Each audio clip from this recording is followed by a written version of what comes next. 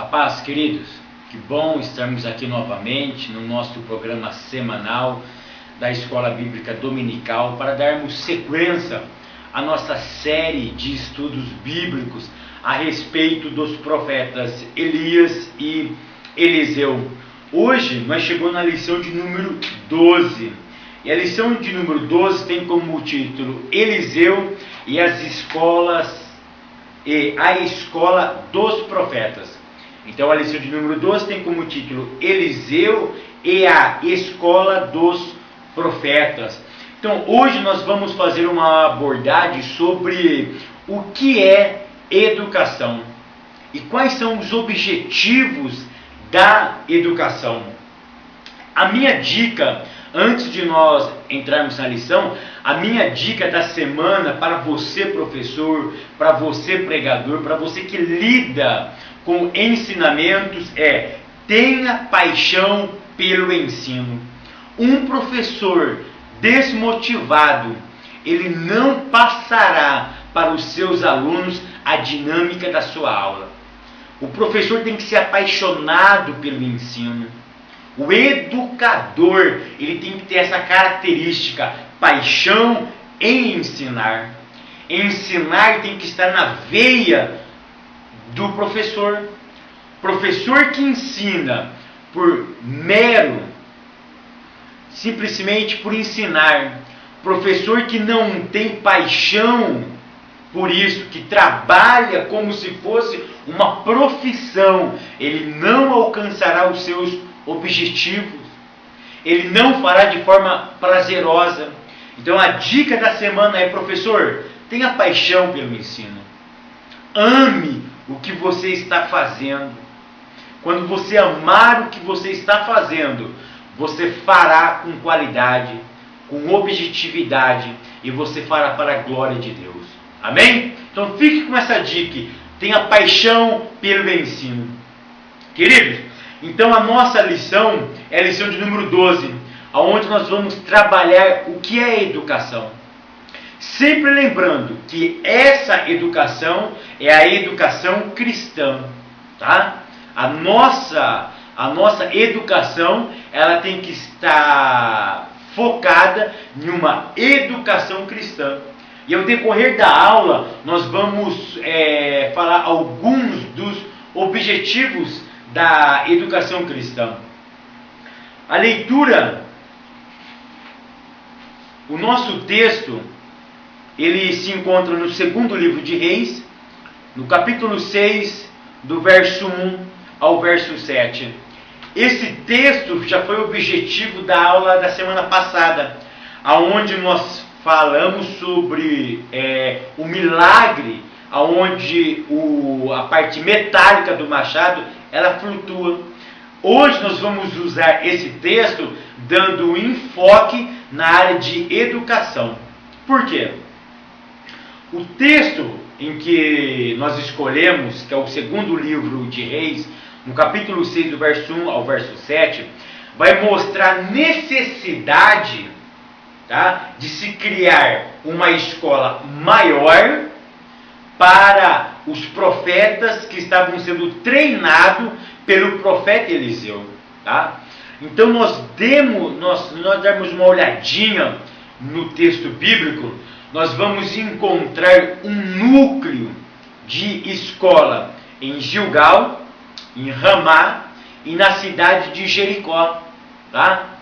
Nessas cidades tinha como objetivo o que?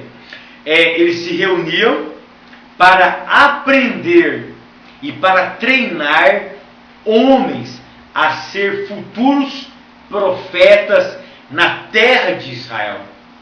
O termo escola de profetas, ele não é um termo que nós encontramos na Bíblia Sagrada. Esse termo escola de profetas não é um termo onde nós encontramos na palavra de Deus.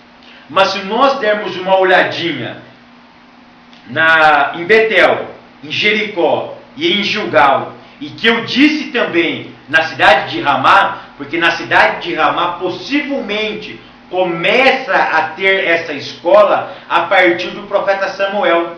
tá? Na cidade de Ramá. Na época de Elias e Eliseu, qual eram as 3 cidades onde tinha esse centro de educação? Era em Betel, em Gilgal e em Jericó. Tá? Na cidade de Jericó, a Bíblia diz que estava pequeno o lugar onde eles se reuniam para estudar as Sagradas Escrituras. Então, os profetas que estavam aprendendo a ser profeta, que nós vamos ver isso, o que ensinava nessa escola de profetas, tá?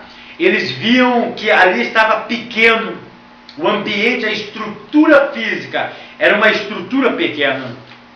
E aí o que teve a ideia? Um deles teve uma ideia brilhante de aumentar a estrutura, porque em Jericó estava pequeno. Eles resolveram então ir para perto do Rio Jordão. E qual era o objetivo de ir para perto do Rio Jordão? Porque ali tinha muitas madeiras, e eles iriam construir uma escola maior, onde pudesse agregar mais alunos, ou dar qualidade melhor para aqueles alunos, porque eles estavam em um lugar muito apertado. Então vamos criar um ambiente maior para que o nosso ensino seja um ensino com uma melhor qualidade. Então a nossa aula hoje, ela vai trabalhar em 4 aspectos. Qual é o nosso primeiro aspecto? O nosso primeiro objetivo é mostrar que a escola ela tem que ser estruturada. Tá? De que forma? De forma física. O segundo objetivo nosso é mostrar que as nossas escolas ela tem que ter um objetivo. Ou seja, vamos estruturar? Vamos. Mas qual será o objetivo do nosso ensino? Terceira coisa, nós vamos ter uma estrutura, vamos ter um objetivo, mas qual vai ser o currículo dessa escola? E a terceira e a quarta etapa, qual será a nossa metodologia de ensino? Então nós devemos ter estrutura física, nós devemos ter objetivos nessa escola, nós temos que montar um currículo, tá, para essa escola, e nós deveremos ter um método para aplicar esse currículo. Tá? Primeira coisa que eu queria pensar com vocês, o que é educar?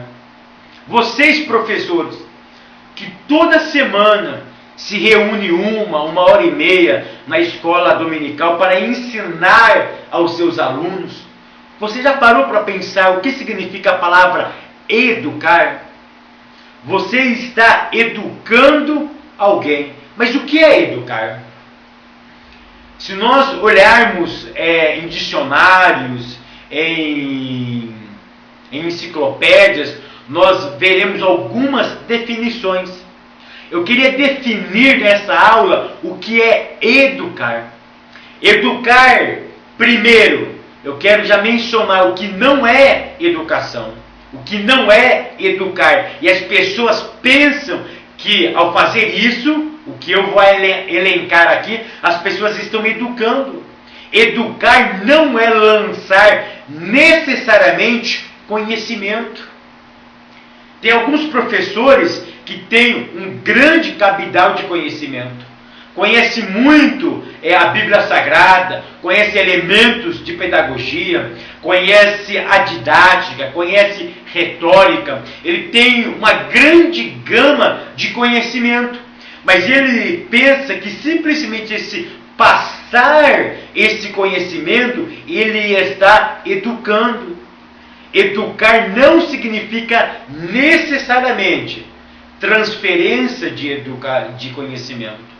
Você não deposita nos seus educando, você não deposita nos seus alunos simplesmente conhecimento. Educar tem uma outra característica que vai além, que transcende o ato de transferir conhecimento. Então o que é educar? Educar é transformar. Educar é você fazer com que os seus alunos passem por um processo de transformação. E que transformação vai ter? Primeiro, de caráter moral. Se a minha educação, se o meu ensino, ele não causa, preste bem atenção, uma modificação na esfera moral, o meu ensino, ele está defeituoso. O meu ensino, ele tem que atingir a moral, ele tem que atingir a ética, e ele tem que atingir o relacionamento entre o aluno e Deus. Porque a nossa educação é uma educação cristã. O que nós estamos abordando aqui, o que o autor ele aborda, é uma abordagem cristã. Eu não estou debatendo aqui nessa aula a educação secular. Aquela educação que é feita lá nas escolas seculares. Aquela educação de cadeira, que o nosso grande Paulo Freire, ele trabalha essa educação. A educação de cadeira. A educação simplesmente é onde o aluno senta, ele ouve um conhecimento, mas ele não transforma aquilo que foi passado para ele em praticidade da vida. O que nós estamos focados nessa aula é uma educação cristã. Então, o que é educar, Fábio? É transformar. O que é educar, professor Fábio? É mostrar o caminho. Eu sei, querido, que às vezes nós educa e as pessoas não mudam. Eu entendo que esse processo é um processo de aprendizado. Eu sei que existem algumas pessoas que não querem mudar, mas você pode ter certeza que isso é a exceção. Qual é a regra, professor Fábio? A regra é ter uma transformação moral, ética e espiritual. É você construir nos seus alunos um caráter. O que é caráter, professor Fábio? É um conjunto de valores morais, éticos e espirituais. Vou repetir. Educar é transformar o caráter dos seus alunos. Educar é transformar caráter. E o que é caráter, professor Fábio? Caráter é um conjunto de valores. E quais são esses conjuntos de valores? São valores morais, éticos e espirituais. O nosso objetivo, ele tem que ter essa característica. Quando você, educador, estiver ensinando, tenha isso em mente, tá? Tenta passar valores éticos, morais e espirituais. O nosso autor, ele diz que para começar a educar, precisamos estruturar. Se não tivermos estrutura, não temos educação de qualidade. E o que ele está focando aqui? O que nós vemos em muitos lugares do nosso Brasil. Eu não conheço muitos lugares do Brasil. Eu vou falar do campo aonde eu congrego. Algumas deficiências que nós temos, eu tenho certeza que essas são as suas deficiências também. Ou talvez serão as suas deficiências. Às vezes nós não temos prédios adequados para ensinar. Quantas igrejas se reúnem na própria igreja, no próprio salão de culto para ensinar? Aí divide as salas, ou seja, um professor que está na nave da igreja, ele ouve o que o professor está ensinando, por exemplo, na galeria. O da galeria ouve o que o de baixo está ensinando. Aí eles colocam uma lona, uma cortina, e aí do outro lado faz uma outra classe, ou seja, vira uma verdadeira bagunça. Tá? O autor da nossa revista, ele faz uma proposta. E qual é essa proposta? De nós estruturar melhor os nossos locais. Talvez você seja professor Fábio, mas não tem condições de nós adequarmos salas de aula para as nossas escolas dominicais. Eu quero dar uma dica.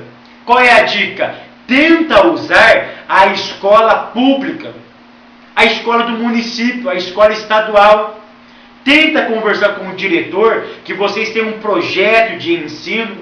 Tenta pegar salas onde você pode dividir adulto, crianças, adolescente, pré-adolescente, ou seja, conforme a necessidade da tua igreja. Mas uma coisa é necessária: nós precisamos reestruturar, organizar melhor um espaço físico para educar com qualidade. Uma das coisas que as nossas igrejas, a Assembleia de Deus, ela errou, tá? Não porque quis, mas por falta às vezes de conhecimento necessário. Foi de estruturar os nossos templos pensando na educação. Então é hora de revermos, é hora de nós adequarmos a essa nossa grande realidade.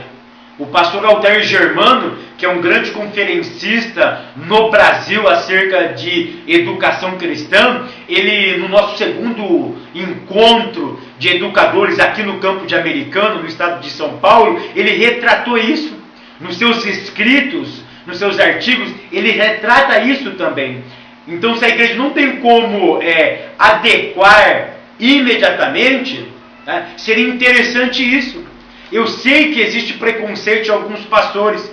Alguns pastores vão dizer: Fábio, mas isso é não ser espiritual, é deixar o secularismo entrar dentro das nossas igrejas. O meu ponto de vista, tá, para isso é em verdade. Eu transferindo a escola dominical para uma escola pública, eu não estou descaracterizando a espiritualidade negativa. Simplesmente nós estaremos atendendo melhor a necessidade dos nossos irmãos, tá? Segunda coisa, a escola ela tem que ter objetivo, tá? E qual é o objetivo das nossas escolas cristãs? Qual é a nossa meta? Qual é o nosso foco? Nessa época, da época de Elias e de Eliseu, tá? Qual era o foco da escola de profetas de Eliseu? Eliseu trabalhava no mínimo com 2 objetivos. Primeiro, treinamento.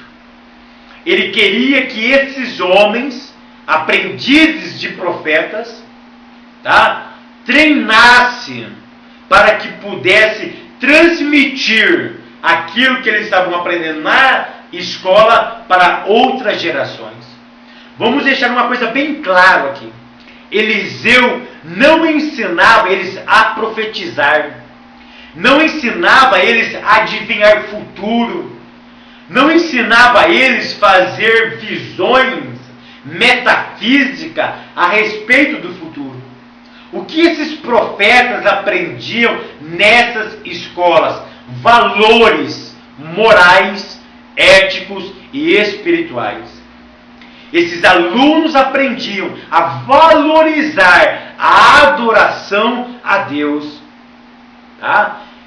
E de que forma eles estavam, de que forma o profeta Eliseu ensinava aos seus aprendizes? Ele dava treinamento. E esse treinamento se dava de 2 formas. Primeiro, dentro de uma sala de aula, tá? E quais eram os recursos que ele tinha em mãos? Nós vamos ver mais para frente, tá? Ainda hoje nós vamos ver. E qual era a outra forma que Eliseu ensinava os seus alunos a adorar a Deus, a temer a Deus? Através da experiência, tá? Um dos elementos da educação arcaica, quando eu uso a palavra arcaica, eu não uso a palavra no tom pejorativo. Eu não estou dizendo que a educação antiga era velha. Não. Eu estou simplesmente me referindo que a educação da época de Eliseu, ou antes ainda. Por exemplo, a educação na época de Adão. Como que era essa educação na época de Adão? Tá? Como que era essa educação? A educação antes de ser formal, que é a nossa escola de hoje, ou seja, formal, ela tem uma formalidade, ela tem uma estrutura, ela tem objetivos, ela tem um currículo e ela tem uma metodologia. Antes de a escola passar por esse formato da formalidade, ela era uma escola informal, ou seja, aonde as pessoas adquiriam conhecimento dentro do próprio lar. O lar era, nos primórdios, a fonte de conhecimento. Tá? O conhecimento era adquirido dentro do lar, dentro dos lares, através do relacionamento entre pessoas. O que se ensinava em casa se refletia na comunidade.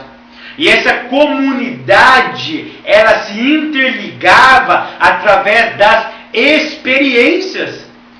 E quando tinha essa junção de conhecimento paterno com conhecimento da comunidade, havia o quê? Um elevado conhecimento da vida prática. Tá? Então isso é muito interessante. Depois, tá? Quem que teve, com quem que passou a ideia de ensinamento? Aí depois o ensinamento ele sai, tá? da paternidade, das casas, e ele passa a ser centralizado nos sacerdotes.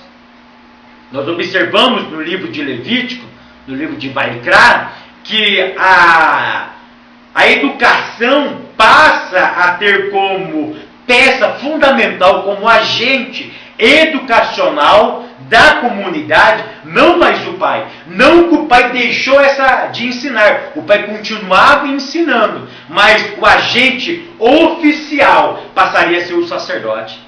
O sacerdote passaria a ensinar as pessoas.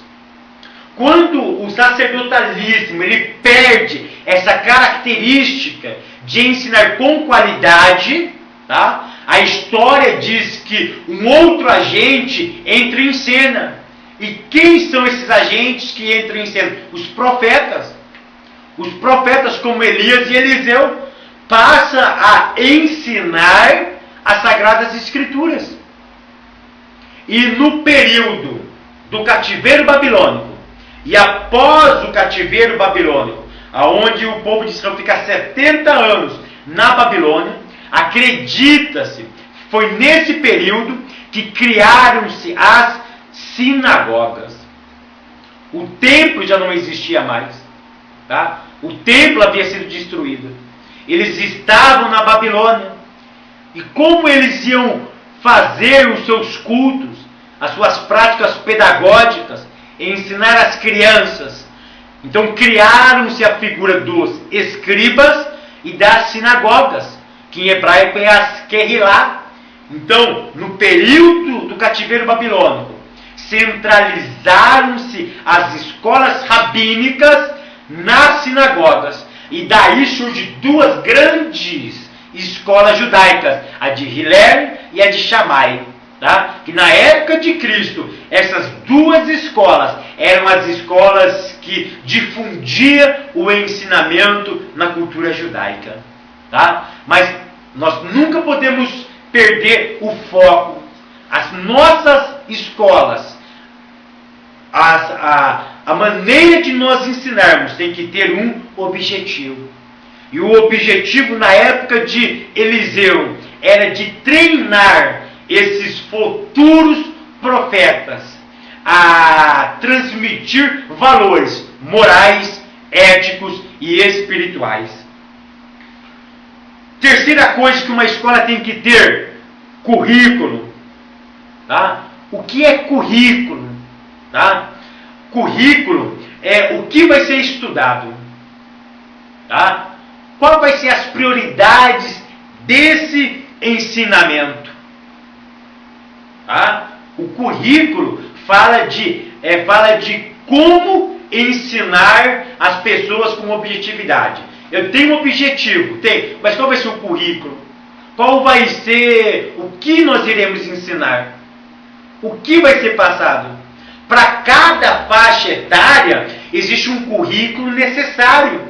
existe uma forma de passar, tá? Existe uma maneira de se passar.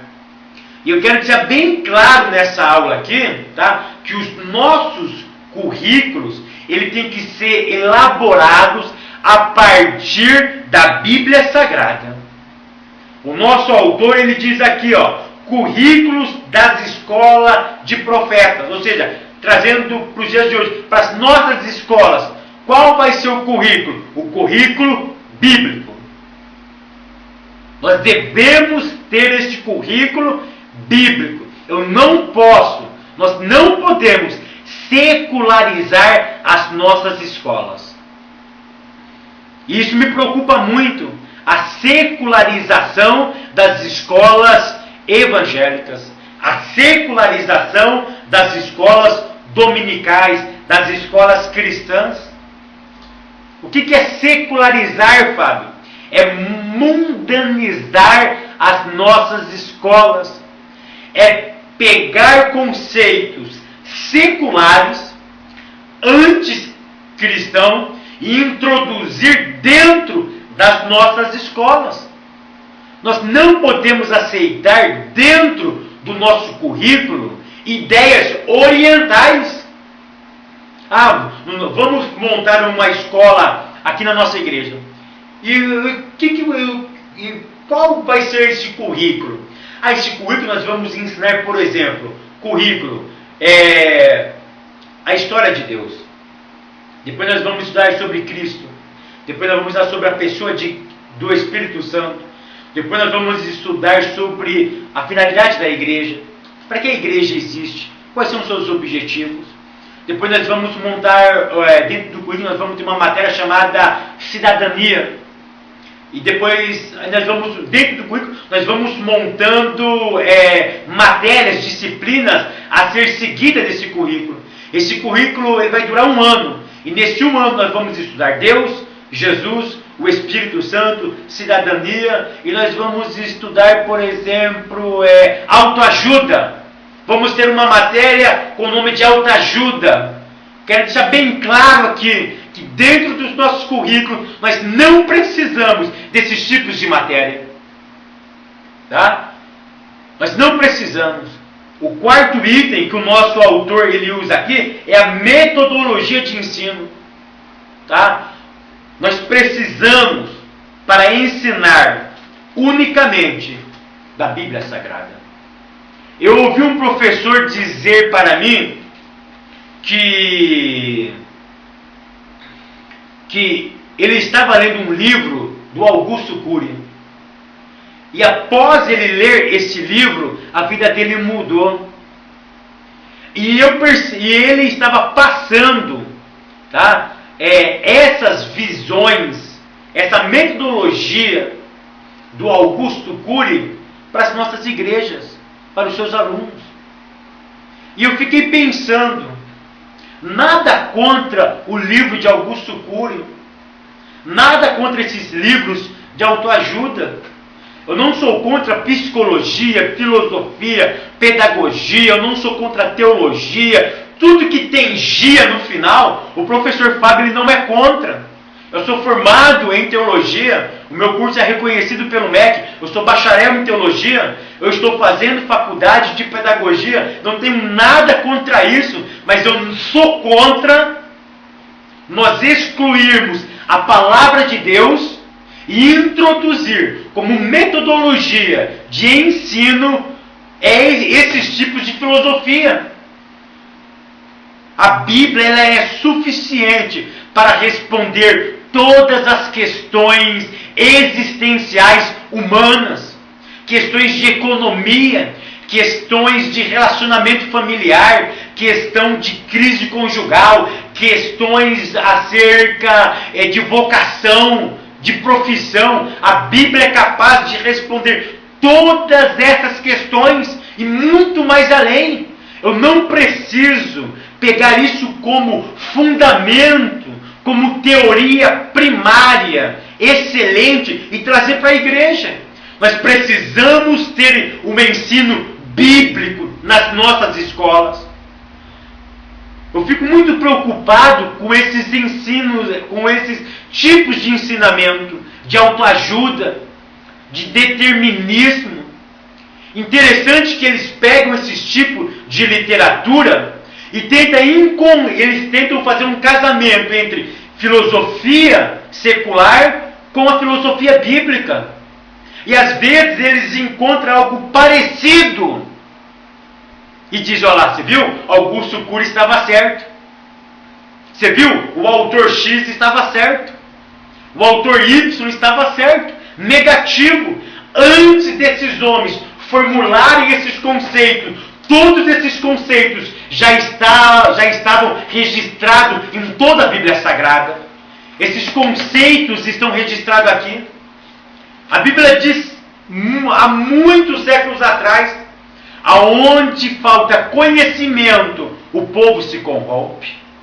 E nós vemos e ouvimos isso da educação secular. Tem um professor nosso da faculdade que ele diz o seguinte, baseado dentro de algumas teses: a escola secular, ela pode salvar a nossa sociedade. E eu quero fazer uma paráfrase com isso, trazendo para a igreja. A educação cristã, bíblico, ela pode salvar a nossa geração de uma geração movida pelo emocionalismo, movida pelo determinismo. Se nós cristãos, educadores cristãos, tiver essa paixão pelo ensino e ensinar a verdadeira palavra de Deus, nós vamos revolucionar essa nova geração. Onde eu fui pregar numa das nossas igrejas, num culto de jovem, de mocidade, e que coisa linda foi aquele culto, aonde eu transmiti para eles esses tipos de conceito. Eu fiz um paralelo entre o que está sendo apresentado e o que é em verdade, e a verdadeira visão evangélica sobre o determinismo, sobre soberania de Deus. O que nós estamos precisando, sabe o que é? É de educadores que transmitam a verdadeira palavra de Deus com autoridade. Nós precisamos de educadores. Preste bem atenção a inovar a nossa educação. Você tem um poder nas tuas mãos. Você tem uma ferramenta de transformar caráter. A Bíblia. Não estou desestimulando você a buscar subsídio na pedagogia, na psicologia e na filosofia, porque o professor Fábio também busca. O que eu não faço o que eu não faço da psicologia, da filosofia, da teologia e da pedagogia, a minha senhora, a minha dona. Ou seja, a Bíblia para mim é a minha senhora. A Bíblia para mim é o livro que me governa. Os outros simplesmente são o quê? Conservo. Se não estiver plausível na palavra, eu renego. É como comer peixe. Eu como, eu leio aquilo que me serve. Ou aquilo que não me serve, conceitos errados, conceitos seculares, eu deixo para trás. Mas nós precisamos reaver a nossa qualidade de ensino. Porque quando não há ensinamento de qualidade, a geração se esquece de Deus.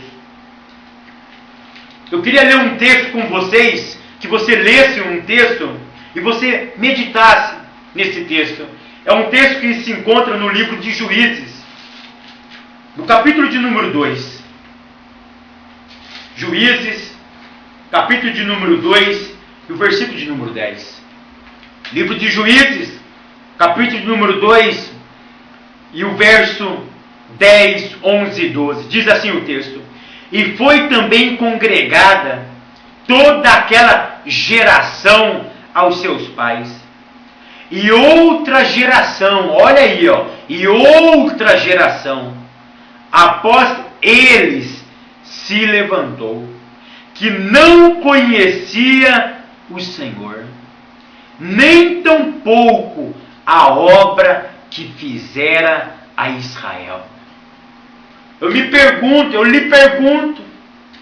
após a morte de Josué, A Bíblia diz que uma outra geração se levantou que não conhecia o Senhor, nem tampouco as obras que Deus fez a Israel. Eu lhe pergunto, por que a geração posterior a Josué não conhecia a Deus e nem as obras, ou seja, a história que Deus tinha feito ao seu povo? Sabe por quê, queridos? Porque faltou ensinadores. Quando os ensinadores não ensinam a verdadeira palavra de Deus, o povo se esquece de quem é Deus. E o povo se esquece da história passada, dos grandes feitos de Deus. Esses homens deixaram de ensinar? Não. Eles continuaram ensinando, mas não ensinaram a verdade. Eles estavam ensinando outros conceitos. Eles estavam ensinando outro tipo de filosofia. Olha o verso 11, o que eles estavam ensinando. Diz o texto: então fizeram os filhos de Israel o que parecia mal aos olhos do Senhor, e serviram a Balaíns. Ora, porque eles deixaram o eterno, o verdadeiro Deus, e seguiram outros deuses? Dedução lógica, querido. O que eles estavam recebendo de ensino não foi suficiente para mudar o caráter, para mudar a ética e para mudar a adoração ao verdadeiro Deus. O que eles estavam recebendo é que o Deus de Israel não era tão verdadeiro assim, e que Baal era muito melhor, e que eles deveriam abandonar o Deus verdadeiro e seguir a Baal. E o que me deixa mais triste nesse texto é que eles não conheceram as obras de Deus. Ou seja, a Bíblia deixa bem clara que os pais tinham a finalidade, no livro de Deuteronômio, de transmitir o conhecimento de Deus assentado, andando, trabalhando, deitado. Ou seja, a vida cotidiana tinha que ser plausível do que? De educação, de transmitir conhecimento, de transmitir experiência, de transmitir conhecimento vivo para os seus filhos, para as outras gerações. E nesse caso do livro de Juízes, isso não estava acontecendo. Houve uma falha no quê? No processo da educação. Queridos, se nós não educarmos os nossos filhos, se nós não educarmos essa geração que está se levantando, se nós não mostrar para eles quem é o verdadeiro Deus e aquilo que Deus tem feito no futuro, eles não vão conhecer o Deus verdadeiro. E eles não vão ter ânimo de buscar esse Deus que fez milagres no passado. Porque há necessidade de transmitir os feitos de Deus, para que quando as gerações futuras precisarem de uma ajuda divina, eles vão se lembrar que o Deus que eles servem no passado fez grandes proezas. E se esse Deus no passado fez, Ele pode fazer na nossa época, Ele pode fazer no presente. É para isso que nós precisamos educar. Educar transforma. Educar muda. Querido, tenha isso em mente. Leva isso, tenha isso na tua classe. Vamos nos unir, professores do Brasil. Vamos educar os nossos alunos de maneira cristã. Mostrar para eles que eles precisam conhecer Deus. E se vamos mostrar para eles quem é Deus, vamos fazer com que eles vejam Deus na nossa vida. Educador, transforme os seus alunos, transforme o caráter dele, este conjunto de valores, moral, ético e espiritual, através da tua vida. Se às vezes a tua palavra não alcançar, alcança com o seu estilo de vida. Mostre para eles que vale a pena conhecer Deus. Faça de tudo para mostrar Deus para eles. Educação, lembre bem, exige dedicação. Paulo dá este conselho para vocês que foram chamados, para vocês que foram dados um presente. E qual foi o presente? Educar, que haja dedicação. Professor, eu não acredito que você prepara essa aula em 5 minutos. Eu não acredito que você, um dia antes de lecionar essa aula, você dá uma olhadinha por cima e você vai parar a classe da aula. Não, haja dedicação, haja esforço, ore, tenha a unção de Deus, porque nós, simplesmente, com os nossos próprios esforços, somos incapazes de transformar alguém. É por isso que a educação secular ela sofre, porque ela não entende que para transformar vidas, um ser divino precisa transformar. E nós conhecemos isso. Então você tem um grande poder nas tuas mãos. Você tem a palavra de Deus, que é o agente transformador. E nós temos o Espírito Santo, que convence o homem do pecado, da justiça e do juízo.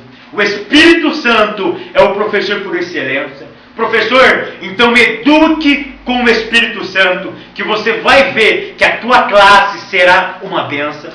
Eu pediria para vocês, queridos, eduque com amor. Ame, tenha isso na tua veia, que a educação passe pela tua veia. Se os seus alunos não estão compreendendo, não desista, eduque. Educar exige tempo, dedicação e vocação. Se você recebeu esse chamado, dedique. Se você recebeu esse chamado, aprimore. Se você recebeu esse chamado, ore para Deus, para que o Espírito de Deus, a maneira que você estiver transmitindo a palavra de Deus, o Espírito Santo seja capaz de transformar, capaz de fazer com que essa geração nossa conheça a palavra de Deus. Use na tua classe, tenha como metodologia de ensino a palavra de Deus. Não substitua este livro, como os Estados Unidos substituíram das escolas públicas. Não substitua este livro, querido. Não substitua. Tenha ele como primazia. Como disse Rui Barbosa, certa feita, traga-me o livro.